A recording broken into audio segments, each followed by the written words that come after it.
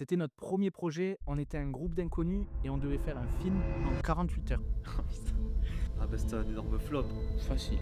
J'étais trop content. C'est un truc de dingue. J'ai réalisé que ça allait être beaucoup plus dur que prévu. Ça va pas le faire. On n'a rien prouvé. Ça restera sûrement l'une des meilleures expériences qu'on a eues. Là, je me suis dit, on a touché un truc.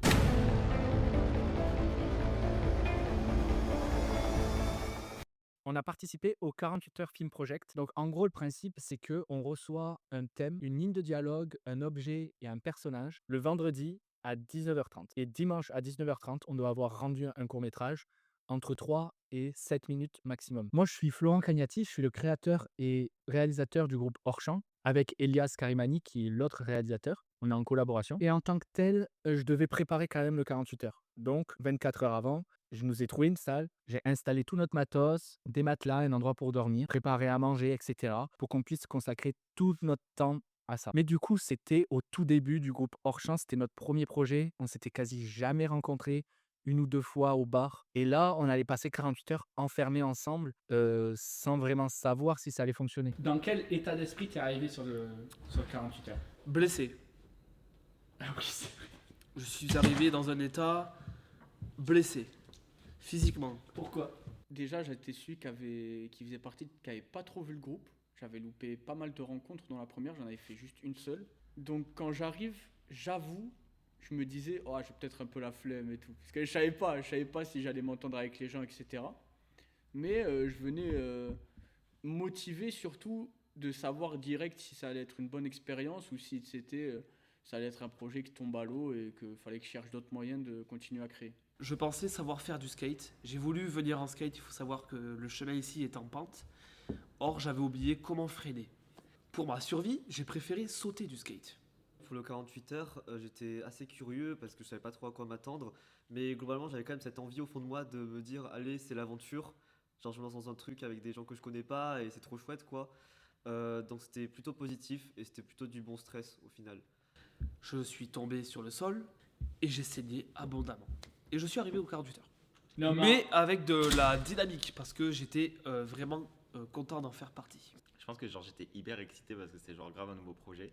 Et puis c'est avec des gens qu'on connaît pas, donc c'est encore plus fun, c'est de se dire qu'on va se lancer dans une aventure qui va potentiellement être une aventure folle, alors qu'on se connaît pas, tu vois. Donc ouais, non, c'était pas mal d'excitation, en vrai. Pas trop de stress pour une fois. un peu de pression ou un peu Pas de excité pression. ou- Excité parce que on avait un peu parlé avec Florent, avec toi du coup, et on avait échangé. Donc je savais qu'avec vous j'allais m'entendre, avec toi j'allais m'entendre en tout cas. Et du coup je savais que tu étais motivé, mais il restait encore 7-8 autres personnes à voir ce qu'ils valent. Donc quand je suis arrivé à 18 heures, avant que tout le monde arrive et tout dans la salle, j'avoue que j'étais quand même un peu stressé, très excité parce que pour moi c'était un rêve d'avoir une équipe avec qui faire un court métrage. C'était vraiment incroyable comme truc. Mais aussi j'avais peur que ça fonctionne pas du tout, qu'il y ait des gens qui s'intègrent mal dans le groupe, qu'on s'entende pas et que tout simplement ça signe la fin du groupe, que plus jamais personne veuille revenir, etc.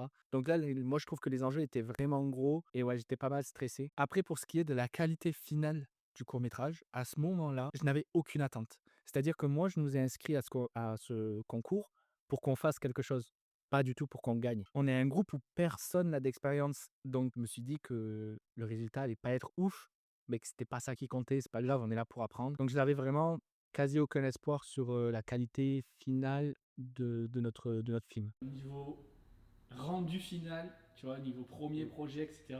Tu mettais tes attentes où?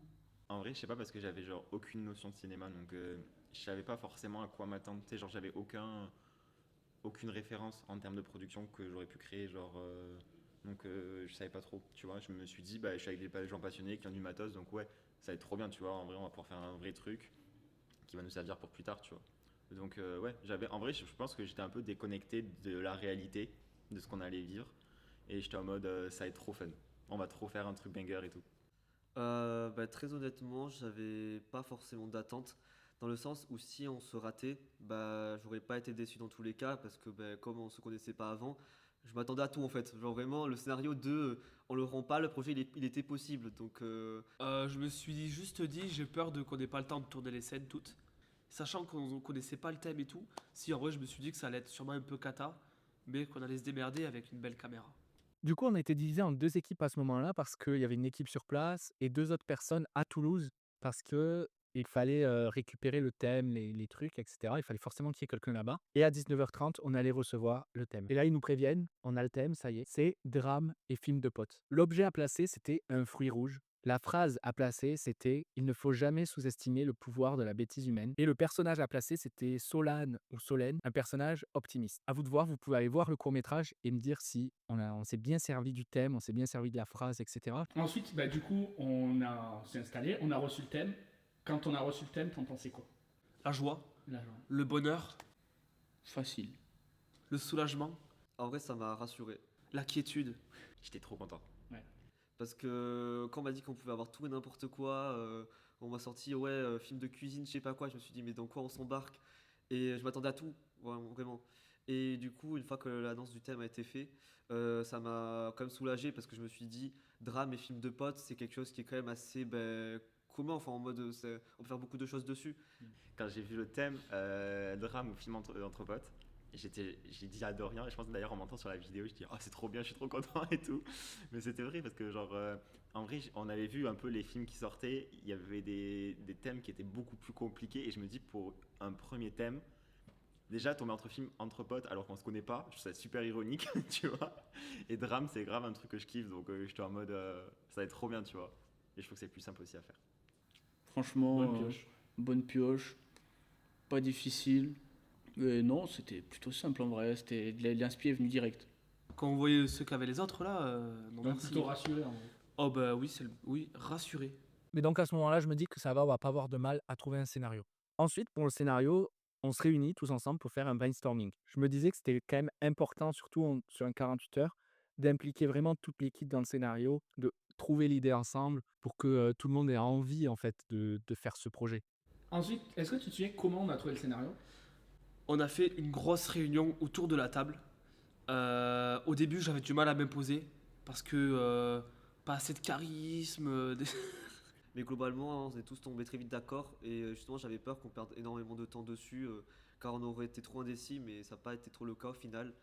Et Donc toi, t'avais une attache avec ce scénario, genre t'es content de cette idée-là. Moi, j'ai accroché direct, ouais, j'avais déjà une vision et je me suis dit que ça pouvait être grave réalisable. Et on trouve une idée très rapidement. On en a une première, puis une seconde, et on reste bloqué sur la seconde. Vraiment, on a essayé de chercher d'autres trucs, mais tout nous ramenait toujours à cette idée-là. Je me souviens que j'avais eu l'idée de base avec le passage noir et blanc, mais du présent, vouloir l'aspect que ce soit le présent qui soit triste en noir et blanc et le passé beaucoup plus joyeux. Directement, quand j'ai proposé l'idée, je sentis qu'il y avait un soutien de la part des autres et on a continué à le peaufiner, à rendre le truc encore mieux avec les étapes des deuils qui sont rajoutées, etc. Donc je trouvais qu'on a tous trouvé notre rôle un peu naturellement. Peut-être que ça a été un défaut aussi parce qu'on s'est trop centré vite sur un seul des sujets. Mais en soi, c'était la meilleure idée, je pense. On n'aurait pas pu avoir mieux. Oui, on a gardé la deuxième. Et on a gardé la deuxième. Ah, mais elle était parfaite. Anecdote assez marrante quand même, mais du coup, ceux qui étaient à Toulouse ont mis 1 heure pour arriver jusqu'à nous. Et donc, forcément, ils ont réfléchi à des scénarios. Et quand on est arrivé, qu'on a dit nos idées de scénarios, qu'ils ont dit les leurs, c'était relativement similaire. Mais vraiment, on s'est très vite mis d'accord, quoi. Donc, j'avais peur que ce soit pas assez original. Et en même temps, je me suis dit, c'est forcément la bonne idée. Ouais, on était dans la voiture en direction d'ici, quoi. Et quand on a parlé du scénario, même entre nous, avec Dorian, on était que tous les deux, et quand on a commencé à parler, genre, on s'est rendu compte que genre, rien qu'à deux, déjà, on était sur la même longueur d'onde, tu vois. Et quand on est arrivé, on a été sur la même longueur d'onde pardon, avec vous tous, donc c'était trop bien. C'est quand même ouf cette coïncidence. Mais ouais, mais au départ, ça m'a même fait peur parce que je me dis, si genre, on a déjà eu la même idée à deux, puis avec tout le monde, ceux qui ont eu le même thème que nous, s'il faut, ils ont eu aussi la même idée, tu vois. Ouais, peut-être truc pas original. Ouais, donc en vrai, ça m'a rassuré et en même temps, ça m'a fait peur. Je me dis, est-ce que c'est pas trop de facilité non plus, tu vois. Donc, voilà le pitch du scénario. On suit 3 potes qui vont de lieu en lieu dans leur village. On voit un peu leur vie à la campagne. Ils racontent un peu leurs histoires, leurs sentiments, etc. Mais chaque scène vient être entrecoupée par une scène dans le présent où l'un des 3 a disparu ou est mort. Là, ça va être chacun son interprétation. Nous, on a la nôtre, évidemment. Et donc, on est parti du principe que le passé allait être en couleur et le présent en noir et blanc. Parce que la vie est vidée de toutes ces couleurs. Donc, une fois qu'on a l'idée, à partir de 22h, on s'isole parce que c'est important là de s'isoler, il ne faut pas qu'il y ait tout le monde. À 3, avec Elias, le deuxième réalisateur, et Julien, qui est un peu notre scénariste attitré, Il est un peu tout le temps là dans l'élaboration des scénarios, etc. En plus de faire la perche, de faire plein de trucs dans le groupe. Et là, on passe toute la nuit blanche sur le scénario. C'est la meilleure étape de tout ce qui s'est passé. C'était drôle parce qu'on s'est mis dans un focus sur une table, un énorme, c'était pas un écran d'ordi, c'était une télé devant nous. Ben, on avait l'idée principale du truc. On pouvait passer 10 minutes sur un mot. Ouais. Parce qu'on voulait pas, vu que le film ça parlait des 7 étapes du deuil, on voulait pas que ce soit trop cramé, donc pas utiliser des termes trop obvious du style oh là je suis en colère, ah là je suis triste. Oui, mais j'accepte la situation. Et en même Résultat. temps, il fallait que ce soit un peu cramé et c'est ça qui faisait qu'il y avait cette dispute. Et est-ce qu'on a trouvé un équilibre? Non, je crois pas. On a foncé dans le c'est subtil Ouais. et aux gens de deviner et c'était pas assez clair. Du coup, ensuite, on se réveille à 7h du mat. Donc, moi, je dors pas du tout de toute l'année. Et on attribue les rôles parce qu'il y avait 4 acteurs et 3 rôles. Donc, on fait un mini casting. Ça aussi, c'était vraiment marrant à faire. Ça faisait vraiment pro. Et on part pour tourner la première scène. Et alors, j'ai hâte de savoir ce qu'ont dit les autres sur cette première scène. Mais moi, je l'ai ressenti vraiment d'une manière unique. Parce que pour moi, cette scène, ça restera à jamais la première scène de Hors-champ. La première scène qu'on a tournée, On a commencé par la fin du film. On allait dans un verger. c'était un peu là, le premier orga, les premières annonces. Moi, en soi, je suis réel, mais je savais même pas trop comment ça se faisait, les annonces, etc., ce genre de choses. Du coup, je voyais un peu comment Florent faisait au niveau des annonces, etc. Un clap, je savais même pas à quoi ça servait un clap, moi, en vrai. Et c'était très intéressant, surtout quand tu vois le rendu pour une première scène ensemble. Après, je pense que j'étais dans le bain, dans le sens où, comme bah, la veille on avait dormi tous ensemble, on était un peu tous capoutes le lendemain, je j'avais pas le temps de trop stresser, de me dire, ouais, c'est le premier lieu de tournage, et c'était vraiment dingue, et j'avais jamais vu ça de ma vie, du coup, bah, j'étais vraiment fasciné, je me suis dit, là, on y est, on le fait, et quoi que ça donne, ben on aura fait quelque chose, quoi. Et c'est surtout ce qui était intéressant, c'est qu'on a vu direct un peu des automatismes se mettre en place. Lisa, elle était là, caméra, Dorian et l'épaulé. Je parlais direct avec Florent, etc. Donc c'était vraiment cool, je voyais un peu la prise son. Donc c'était très court, parce on n'est pas resté énormément de temps au verger non plus, Ouais, ça va. mais très enrichissant, parce que ça a permis de mettre en place des choses qu'on a utilisées pour la suite, quoi. Ouais. Parce que je sais pas, mais moi j'ai jamais été avec une équipe d'autant de gens intéressés pour la même chose, tu vois. Ouais. Donc forcément. Il y avait des belles pommes et des grosses pommes. Bah, la Des forme du film est énorme. La pomme du film est vraiment énorme. Elle a choqué tout le monde. On voyait que celle-là. Et on a commencé par la meilleure des scènes, par la fin, qui est la plus belle. Ouais, pour toi. C'est la plus belle. Et honnêtement, c'est ouais, c'est vrai que oui. Et puis même, je trouve que c'est l'une des plus belles scènes du film, donc Julien a dit pareil. je suis trop content. Trop bien. Moi perso, c'est une, enfin, c'est une sensation que j'ai du mal à décrire. Tu sais. C'est, tu sais, tu te dis, tu te lances dans quelque chose, tu sais pas où ça va mener, mais genre tu sais, c'est un peu, tu fais le saut, genre on verra ce que ça donne, et en même temps il y a l'excitation parce que si je t'ai venu, c'était aussi pour retrouver cette sensation-là de pouvoir partager des émotions et transmettre tout ça, et en même temps retrouver le goût du théâtre que j'avais arrêté depuis genre 4-5 ans, tu vois. Donc ça me faisait trop plaisir de retrouver ça, c'était une nouvelle expérience avec des nouveaux gens. C'était chouette parce que chacun avait son rôle et c'était pas forcément des copains qu'on connaissait et qu'on pouvait diriger ou des trucs comme ça. Enfin, je sais pas, c'est une équipe quoi. C'était très stylé. Quand Et on a- l'implication des gens, c'était vraiment stylé. En plus, en fait, si tu veux, pour la petite histoire, en gros, c'est que de base, ben, j'étais à Québec tout l'an dernier et pour mes études. Et en gros, c'était grave une expérience où genre j'avais tout à découvrir. Tu sais, c'était un endroit que je connaissais pas, avec des gens que je connaissais pas, une ville que je connaissais pas. Enfin bref, il y avait tout à découvrir. Et quand je suis revenu ici, je suis retourné dans mon bled, genre, où genre tous mes potes, soit ils sont en couple, soit ils sont en voyage, soit ils travaillent. Et genre, je me suis retrouvé sans rien chez mes parents, genre, pas privé de liberté, mais presque, tu vois, genre, j'avais l'impression qu'on m'avait enlevé quelque chose. Et j'étais genre super mal. Et c'est là où j'ai vu ton annonce. Et je me suis dit, mais genre, c'est ça, c'est une nouvelle aventure qu'il me faut, tu vois. Et quand j'ai vu ça, je me suis dit, bah go. Et ça m'a trop fait du bien de retrouver des gens, quelque chose à explorer, à découvrir que je connaissais pas, tu vois. C'est vrai. Et quand on a vu l'image sur la caméra, Ouais, là, je me suis dit, on a touché un truc. Et pour le coup, c'est une scène vraiment réussie. Très jolie, quoi. Mais c'est surtout, au-delà de ça, c'est la première fois qu'il y avait une équipe. J'étais réalisateur avec Elias, on était là, on donnait des directives. On a très vite vu que Dorian et Lisa étaient super compétents dans leur domaine, alors qu'ils n'avaient pas plus d'expérience que ça. J'ai ressenti une petite magie, un truc vraiment en fait, de rêve de gosse, quoi. J'y étais. J'étais dans le tournage d'un court-métrage. J'en avais déjà fait un avant, mais là, c'était quand même beaucoup plus pro, beaucoup plus sérieux. Donc ouais, je dirais que j'ai ressenti une magie, c'est le mot que j'utiliserais. Ensuite, on enchaîne les scènes, on en fait 2 ou 3 de plus. On part manger, tout se passe bien à ce moment-là. La fatigue s'accumule quand même, parce que c'est très intense. Et après manger, on a une scène à tourner. C'est La scène de la piscine.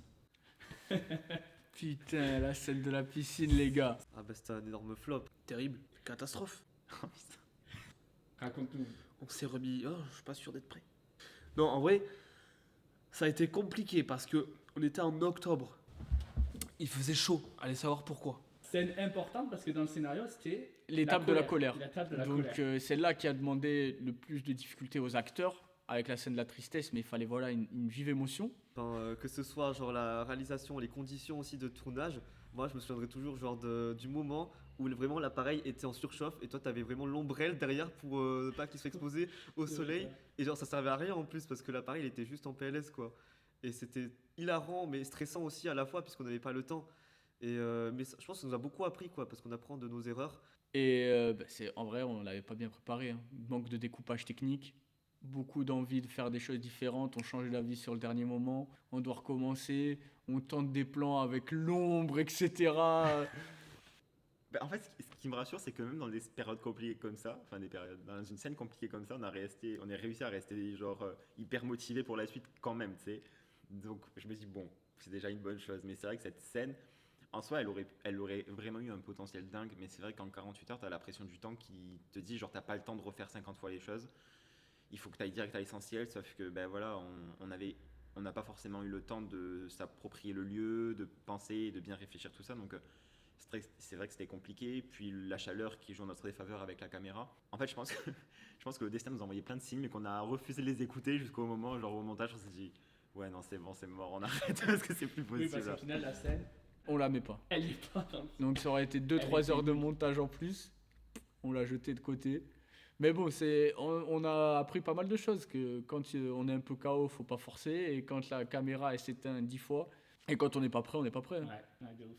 Mais du coup, ensuite, on va sur un autre lieu où on devait tourner une scène. On se rend compte que ça va être impossible. Le lieu est pas accessible, la lumière est pas la bonne. Là, on a appris de nos erreurs. On va pas forcer. On dit bon, allez, on le fait de même, on trouvera une solution, tant pis. Et on arrive à une scène où, dans le scénario, les personnages commencent à accepter le deuil, accepter la perte. Cette scène, elle a une place particulière dans mon cœur, particulière pour le groupe Hors-Champ. Les autres diront ce qu'ils en pensent. En fait, si sur la première scène, je me suis rendu compte qu'on avait une équipe, sur celle-là, je me suis rendu compte qu'on avait une équipe qui fonctionnait ensemble. C'était une scène particulière à faire pour les acteurs, où il fallait être vraiment convaincant, sinon ça pouvait très vite faire cheap, en fait, faire un peu gênant. Ils devaient crier au bord de l'eau, jeter des trucs, comme un exutoire. Moi, je vais parler juste de mon côté d'acteur. En tout cas, en fait, quand j'ai crié, enfin, de base, crier, c'est genre, tu sais, mettre toutes ses émotions sur la table. Et c'est vrai que quand tu connais pas forcément les gens avec qui t'es, t'as une sorte de carapace ou tu sais, une sorte de coquille que tu te mets en te disant, tu sais pas trop comment ils vont m'accepter ou pas, genre comment faire. Et c'est vrai que c'est un peu se mettre à nu de balancer un peu ses émotions, même si c'est qu'à travers qu'un cri, c'est tes émotions à toi, tu vois. C'est tout ce que tu as vécu qui ressort à ce moment-là. Et c'est vrai que ça peut faire peur. Enfin, moi, ça m'a fait peur en vrai, tu sais, genre, j'osais pas crier et je me suis, bah, fuck, genre, tu sais, c'est pas grave. Et puis voilà, genre, ça doit pas marcher, ça marchera pas, mais au moins, je l'aurais fait, tu vois. Et c'est vrai que bah, c'est comme si je m'étais mis un peu à nu face à vous, tu vois, en me disant, bah, ouais, c'est mes blessures qui font que voilà, aujourd'hui, j'arrive à crier comme ça parce que quand je crie pas gratuitement, ça me rappelle ça, tu vois aussi. Donc, ouais, moi, c'est en tout cas une partie de moi que je me suis livré, même si c'était pas forcément clair, mais. Ouais, je vois, je comprends. Et ouais, je pense que c'est vrai qu'il y a quelque chose qui s'est créé là parce que, genre, bah, du coup, genre, je vous ai accordé ma confiance, tu sais, aussi là-dedans. Et moi, donc, ouais, j'ai enlevé une partie de moi aussi. Donc, ouais, je pense qu'à partir de ce moment-là, il y a vraiment eu quelque chose qui nous a soudés, genre en mode, voilà, on est qui on est, on s'accepte tous et c'est trop bien, tu vois, avec nos failles et tout. Ouais, c'est vrai. Et il s'est passé un truc magique, vraiment, quand on a dit action, on savait pas du tout comment les acteurs allaient faire et tout. Ils se sont mis à hurler. Victor, qui est plus discret, il s'est vraiment lâché à ce moment-là. Il vous en parlera d'ailleurs. Bah ouais, c'est ça en fait, ben, relâchement comme tu dis. Parce que de base, moi j'ai pas l'habitude de crier, enfin tout court pour exprimer quand j'ai de la colère, de la tristesse ou autre. Et du coup, le fait de me confronter à ça, je me suis dit, allez, donne tout et n'aie pas de regrets quoi. Plus du coup, la fatigue accumulée, la scène de la piscine et tout, c'était le meilleur moment pour faire cette scène et relâcher toute cette pression Ouais, qui était elle est accumulée. jouée, mais presque il y a un peu de réalité derrière ce Ouais, truc. ah mais clairement, clairement, ouais. Bah, en fait, il faut se dire que le plan, déjà, il est de face. Nous, on était de dos, on voyait pas la cam. Du coup, de dos, c'était cool à voir parce qu'on se dit, ok, là, ils se sont impliqués. Et à la caméra, on s'est dit, ah ouais, là, c'est stylé. Et après, il faut s'imaginer en noir et blanc. Faut se l'imaginer avec la musique au montage qui monte crescendo et qui envahit l'écrit. Déjà, j'avais trouvé Pierre très fort dans l'acting. Et Victor m'avait bluffé sur l'écrit parce qu'il passe super bien aussi avec Pierre. Et après, c'est surtout au montage. Là, je me suis dit, ah ouais, la scène, c'est la deuxième la plus stylée. Ah, bel endroit. Là, on commençait qu'il y avait une petite cohésion qui. Ouais, de fou. Je suis L'équipe d'accord se qu'à ce formait un peu. moment-là, ouais. L'équipe se formait un peu. Chacun allait à son rôle direct. Dans le jeu d'acting, chantait un peu une libération. Victor, tout ça, il se libérait un peu plus. Pierre qui fait son cri, etc. Qui est un peu l'une des scènes la plus emblématique de Nos couleurs indélébiles, c'est sûr pour le coup. Et celle dont on nous parle le plus. Mais honnêtement, cette scène, je la trouve magnifique. Alors, la scène notamment en noir et blanc, genre, tu sais, où on est de face et on voit. Et moi, ce qui me choque le plus, c'est Victor, parce que Victor, de base, c'est quelqu'un qui est très timide, très sur la réserve. Et genre, je sais pas, c'est un truc de fou quand tu regardes les images du cri. Genre, je me dis, mais c'est pas Victor qu'on a eu là, tu sais. C'est un truc de dingue. Et son visage, il est tellement expressif, ça se voit qu'il a de la rage. Genre, je sais pas où il est allé la puiser. En fait, ouais, j'ai ressenti un truc dans l'air où on se disait, cette scène-là, il se passe un truc en fait. Elle prend vie. Par conséquent, le groupe, lui aussi, prend vie. J'ai l'impression que c'est la scène qui a créé le groupe hors champ, au final. C'était mon sentiment à ce moment-là. Et les gens nous en parlent encore. Cette scène, franchement, c'est la scène qui marque le plus les gens dans le film. Du coup, là, on arrive à la fin de la première journée. On commence à regarder les 2-3 rushs qu'on a, sans montage, sans rien. Et il se passe un truc dans ma tête où je commence à avoir de l'espoir. Je suis arrivé sur le tournage en me disant, on fait ça pour essayer, le rendu va être pas ouf, c'est pas grave, on n'est pas là pour ça. Et là, je me suis dit, mais si, en fait, on peut faire un truc bien. Quand on a fini la journée, qu'on regarde un peu les scènes et tout, tu te disais quoi? Je crois que je commençais à me rendre compte qu'on allait être dans la merde. Ah, j'avais la haine déjà que c'était pas fini. Ça se voyait que c'était pas fini. En fait, j'avoue que je crois qu'au bout d'un moment, je me suis un peu déconnecté du 48 heures dans l'objectif d'envoyer un film. Je trouvais les scènes vraiment belles. Genre vraiment, je trouve que le point fort de Hors-Champ, c'est vraiment la DA qu'on donne à l'image, etc. Surtout le truc de noir et blanc, qu'on switch de couleur, je trouvais ça hyper sympa. Donc je me suis dit que le résultat pouvait être vraiment cool. Des défauts, pas mal de défauts. Et surtout, un peu la haine au niveau de la prépa. On a fait beaucoup de choses, hein. On a fait une grosse session de nuit, mais il fallait encore plus préparer. Il manquait des scènes, les couchers de soleil, les trucs comme ça, on n'avait pas pu faire. Certains endroits, c'était pas possible. J'ai réalisé que ça allait être beaucoup plus dur que prévu parce que la nuit, on peut rien faire. Donc là, toi, t'étais pas très optimiste à ce moment-là. Non, non, non. Pour moi, je savais qu'il y avait plein de lacunes, mais pour moi, c'était logique. On n'allait pas faire un 48 heures, on arrive, on défonce tout le monde. Il y a de très belles images, mais ça, c'est pas un point faible des films, c'est pas l'image, je pense que c'est même le point fort, c'est les images. Mais le reste, cohérence, lien présent-passé. Moi, en tout cas, tous les rushs qu'on avait, avant la scène du matin où on était dans le jardin, à part celle-là, Ouais. genre pour l'instant, j'étais hyper confiant, tu sais, je me dis, mais ça va être trop bien et tout. Franchement, j'étais hyper positif. Mais de ce que je voyais, en tout cas, je trouvais ça très beau et prenant. Les images étaient vraiment très belles. C'est encore le point fort aujourd'hui du court-métrage. C'est en grosse partie grâce à Lisa et Dorian. Mais au-delà de ça, je commence à me dire qu'il y a des catégories qu'on pourrait gagner, possiblement. La musique du film que Victor nous a fait était incroyable. Visuellement, c'était très joli, donc je me suis dit pourquoi pas, niveau direction de la photographie, niveau utilisation de l'objet aussi, pourquoi pas. Ce qui a rendu le dénouement de l'histoire encore plus dur, je pense. Ensuite, le matin, on se lève très tôt pour tourner une scène de lever de soleil. Pendant ce temps, Dorian a déjà passé la nuit à commencer le montage. Et là, on doit aussi tourner une scène, celle qu'on n'avait pas pu faire la veille à cause du lieu.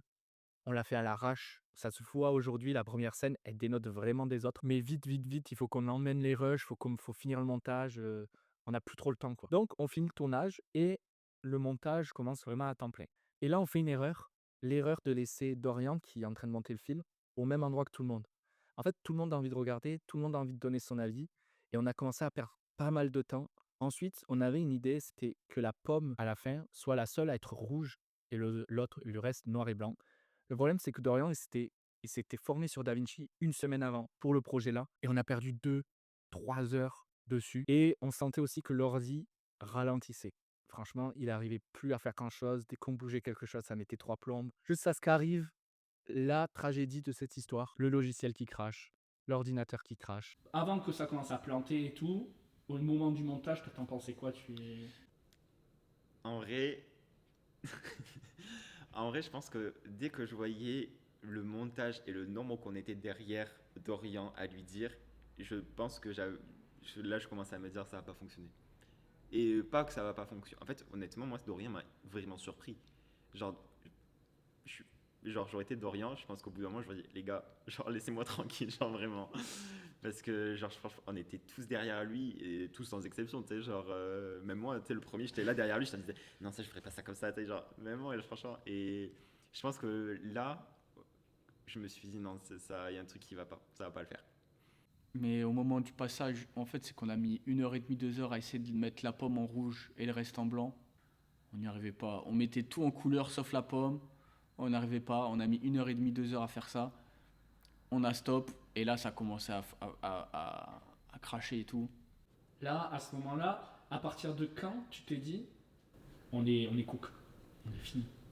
Je pense que j'ai compris que c'était fini 2 minutes avant la fin. Ben moi, en vrai, jusqu'à la fin, je pense, j'ai cru parce que il n'y avait pas que moi là, c'était vraiment nous tous. Et du coup, je voulais y croire pour nous tous, même si je pense qu'il y aurait eu un miracle ou autre, ça va être trop compliqué, mais j'ai cru jusqu'au bout, je pense. J'étais vraiment très optimiste sur le truc.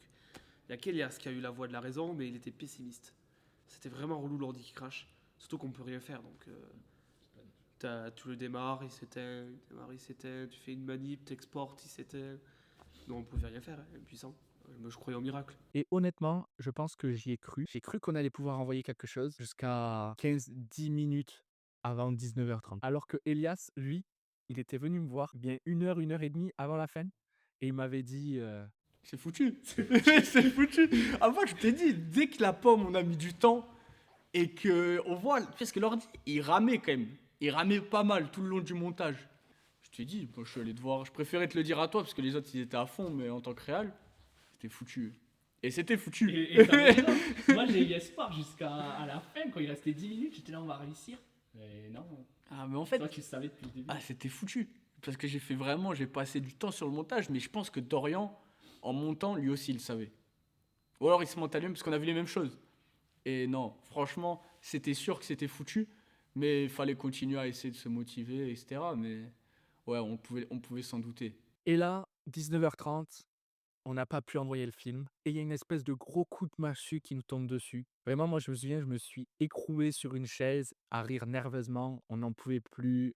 On était fatigués. À ce moment-là, pour rien, quoi. On avait l'impression qu'on avait échoué, quoi. Et du coup, on en arrive au moment où c'est l'échec. Toi, tu l'as pris comment? Mal. Ah ouais, c'était chiant. En vrai, je l'ai bien vécu. En fait, c'était compliqué. Parce que de quelque part, j'avais le seum de me dire putain, c'est donné à fond pendant 48 heures, on est fatigué, genre on n'en peut plus. On a posé nos tripes sur le truc et genre finalement, là, tout ce qu'on a, on peut pas l'utiliser. Ça me foutait le seum, franchement. Pour moi, c'était assez bâclé puisqu'on avait manqué de temps, qu'il y avait des problèmes techniques. C'était pas le travail qu'on avait en tête et le meilleur qu'on aurait pu donner à ce moment-là. Et pour moi, si on pouvait pas rendre un travail qui nous représentait vraiment, et ben je me voyais pas envoyer le court métrage. Donc Ouais. le fait qu'on l'envoie pas, pour moi, c'était une belle occasion justement de le retravailler à fond et d'essayer de donner le maximum de nous pour avoir le court métrage qu'on voulait avoir, quoi. Et je trouve que dans l'équipe, globalement, bon, on était tous très déçus et tout. Mais je trouve que c'est toi qui as eu le plus de mal à encaisser l'échec. L'échec, Ouais. ouais. Parce qu'en fait, j'aurais préféré qu'on vise un peu moins haut, qu'on envoie le truc, afin d'attester en fait de la chose. Parce que là, Là, on c'est- l'a c'est on l'a l'échec. nous-mêmes, mais on n'a rien attesté, on n'a rien prouvé. Tu vois, notre première participation de hors-champ à un festival, c'est pas le 48 heures, c'est le Nikon, qui se passe 4-5 mois après. Ouais. Et tu vois, je trouve ça dommage. Après, quand j'ai vu le résultat final, je me suis dit, bon, peut-être c'est pas si mal finalement, tu vois. On parlait des signes de destin qu'on n'avait pas écoutés, bah, genre là, je pense qu'on a bien fait de.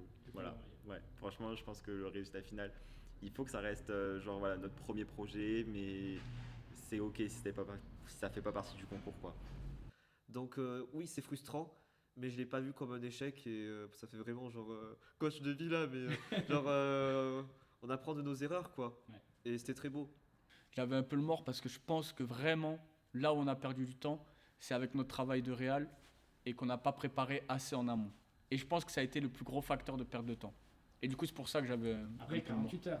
48 heures, ah, c'est On a sûr. fait nuit blanche pour le préparer quand même. C'est sûr, c'est sûr. Mais après, c'est de l'apprentissage. C'est notre première réalisation à deux et tout, et vraie réalisation d'envergure comme ça. Mais ouais, c'est pour ça que je me disais, putain, chier.